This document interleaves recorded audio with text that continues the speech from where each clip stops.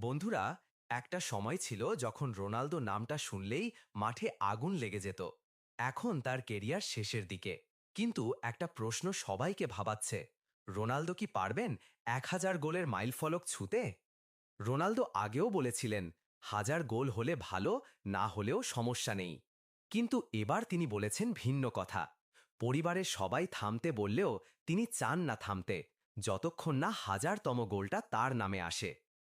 বর্তমানে রোনালদোর গোল সংখ্যা ৯৪৬।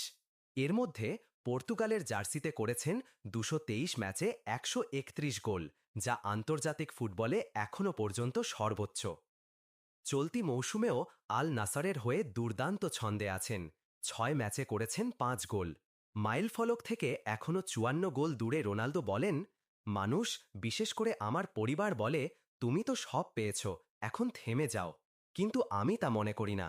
আমি এখনও ভালো খেলছি, আমার ক্লাব ও জাতীয় দলকে সাহায্য করছি, তাহলে কেন থামব? তিনি আরও বলেন, আমি জানি আমার সামনে আর খুব বেশি বছর নেই, কিন্তু যতদিন আছি ততদিন আমি এই খেলাটাকে উপভোগ করতে চাই। সম্প্রতি পর্তুগাল ফুটবল গ্লোবস অনুষ্ঠানে রোনালদো পেয়েছেন প্রেস্টিজ অ্যাওয়ার্ড। পুরস্কার পাওয়ার পর তিনি বলেন, এটা আমার কেরিয়ার শেষের পুরস্কার নয়, এটা আমার বছরের পর বছর ধরে পরিশ্রম, নিবেদন আর উচ্চাকাঙ্ক্ষার স্বীকৃতি। আমি জিততে ভালোবাসি, তরুণ প্রজন্মকে সাহায্য করতে পছন্দ করি, ওরাও আমাকে অনুপ্রেরণা দেয় যাতে আমি আমার লেভেল ধরে রাখতে পারি।